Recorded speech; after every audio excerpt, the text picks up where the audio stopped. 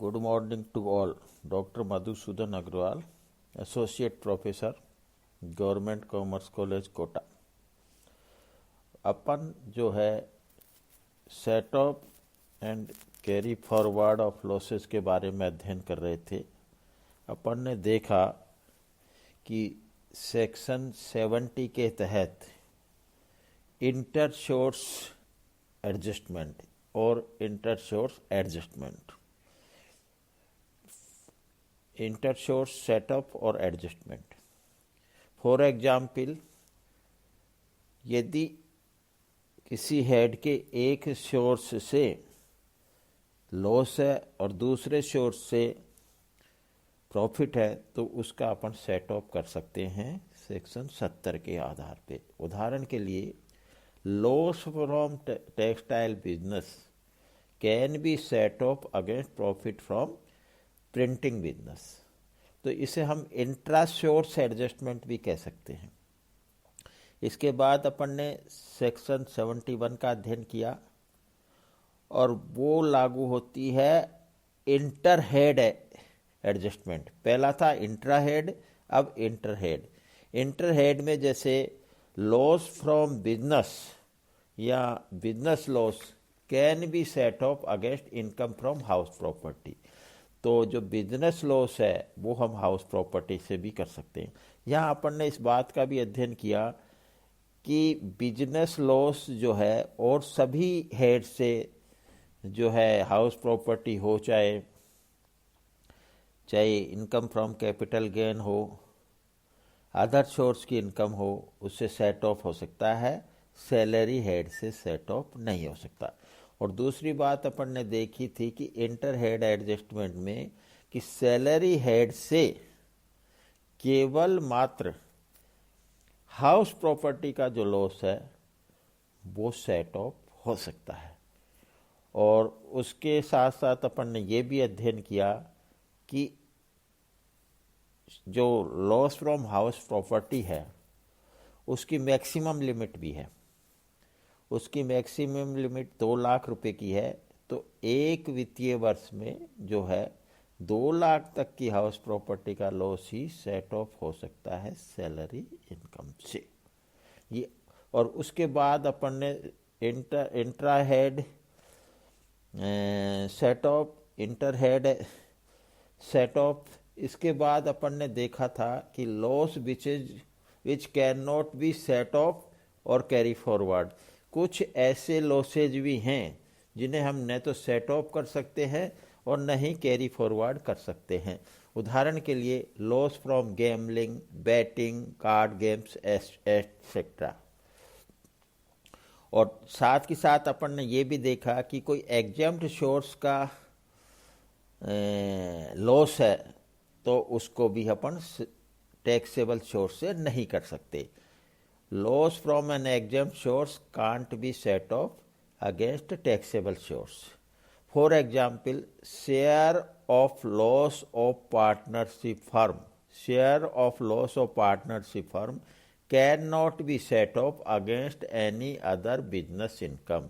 क्योंकि share of profit of partnership is exempt, तो loss includes income, ये concept लागू होता है। लॉस इंक्लूड्स इनकम, लॉस आय में ही शामिल है। जब इसका share of profit of partnership exempt है तो share of loss of partnership भी एग्जेम्प्ट सोर्स का जो है लॉस हुआ। इसे हम किसी भी सेट ऑफ नहीं कर सकते, किसी से भी।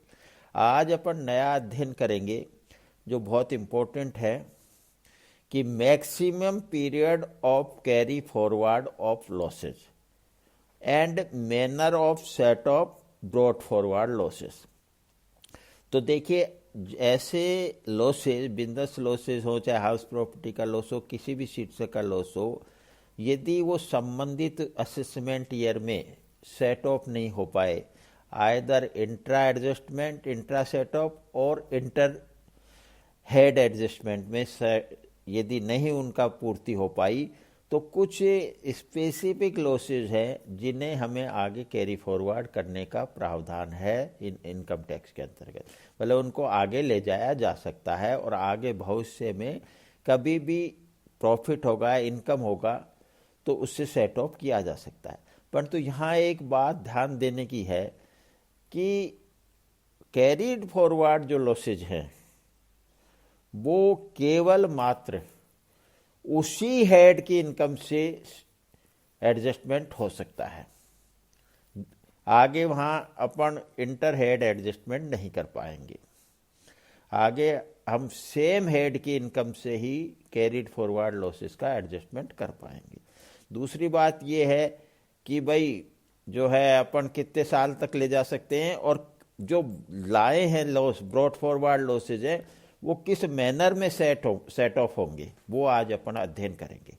जैसे कि अनअब्जॉर्ब्ड डेप्रिसिएशन है। अनअब्जॉर्ब्ड डेप्रिसिएशन का मतलब जो डेप्रिसिएशन का भाग संबंधित वर्ष में जिसकी छूट नहीं मिल पाई, वो आगे के वर्षों के लिए अनअब्जॉर्ब्ड डेप्रिसिएशन हो जाता है। इस पे सेक्शन 32(2) लागू होता है।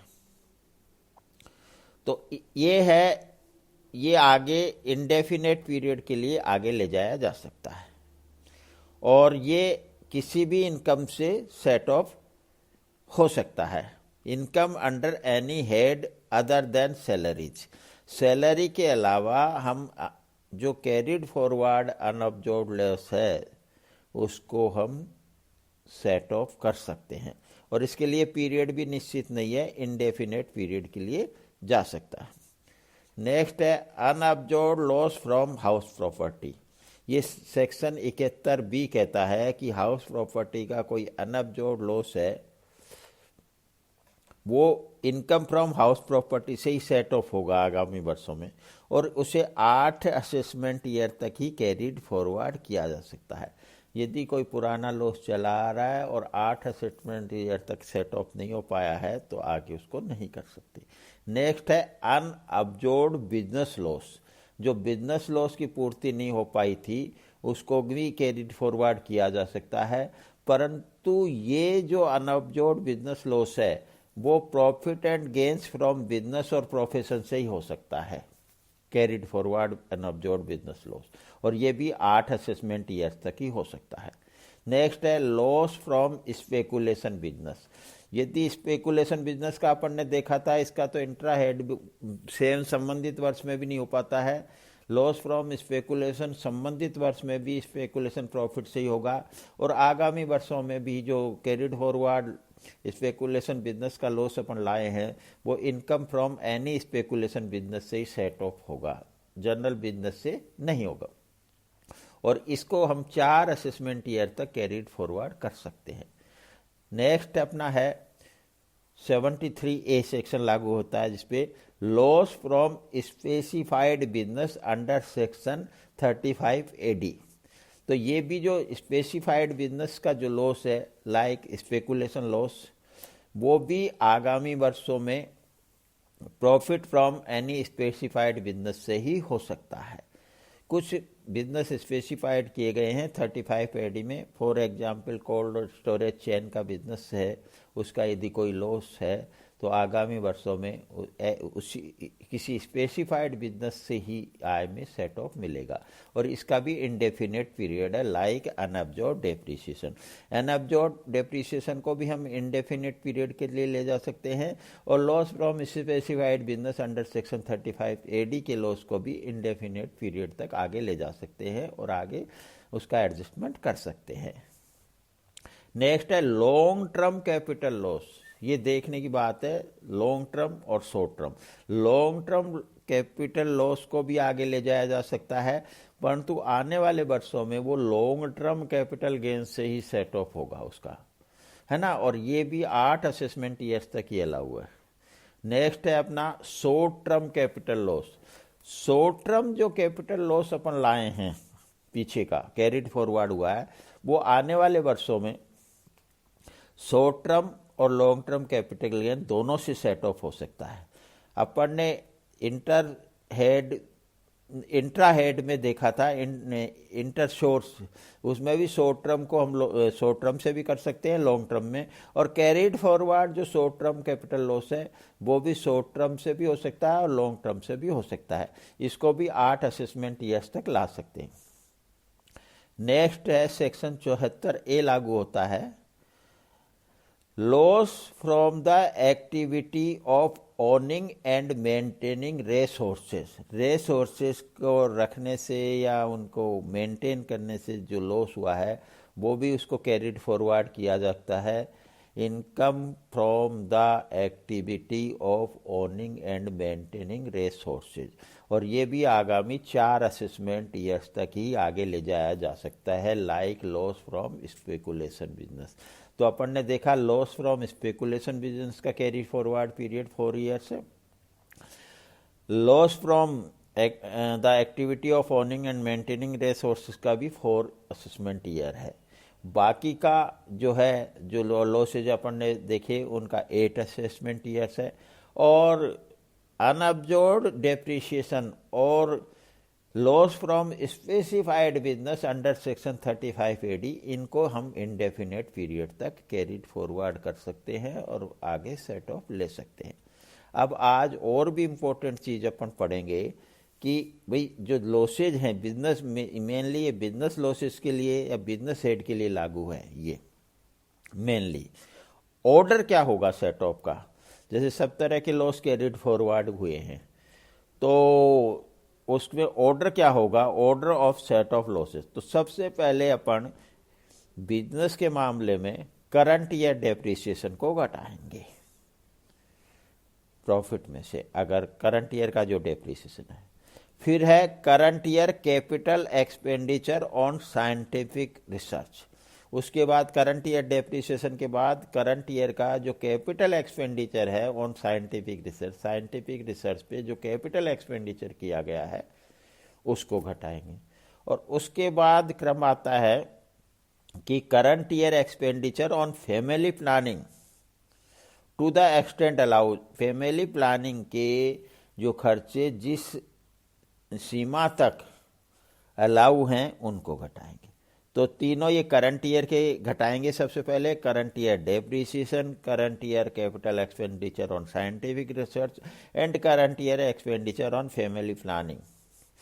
इसके बाद यदि प्रॉफिट बचता है, अपना बिजनेस प्रॉफिट बचता है, तो brought forward losses from business और प्रोफेशन, जो पीछे के अपन बिजनेस के लॉसेज लाए हैं, ब्रॉट फॉरवर्ड किया है, उनको घटाएंगे। ये सेक्शन 72(1) कहता है, अकॉर्डिंग टू सेक्शन 72(1).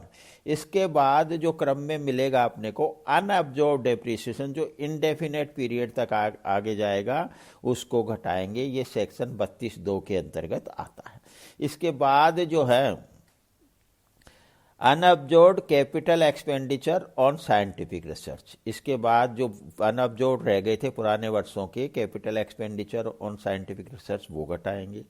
इसके बाद अनअब्जॉर्ब्ड एक्सपेंडिचर ऑन फैमिली प्लानिंग के खर्चों को घटाएंगे। तो ये ऑर्डर भी अपने को ध्यान रखना पड़ेगा आगामी वर्षों में। अब बहुत इम्पोर्टेंट बात होती है कि एक जो करदाता है वो अपने लॉसेज को जब ही कैरिड फॉरवर्ड कर सकता है जब उसने टाइमली इनकम टैक्स की रिटर्न फाइल कर दी हो, लॉस की रिटर्न फाइल कर दी हो। यदि लॉस की रिटर्न करदाता ने नहीं भरी है तो वो कुछ लॉसेज जैसे हाउस प्रॉपर्टी और अनअब्जॉर्ब्ड डेप्रिसिएशन को छोड़कर बाकी के लॉसेज को कैरिड फॉरवर्ड नहीं कर सकता है।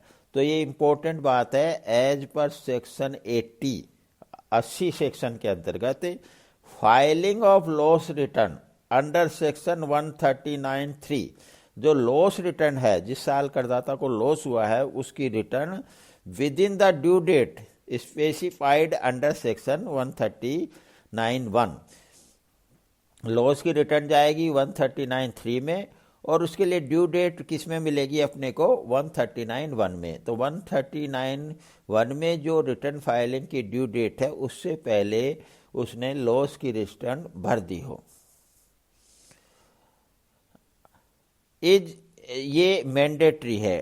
तो एज पर section 80 filing of loss return under section 139(3)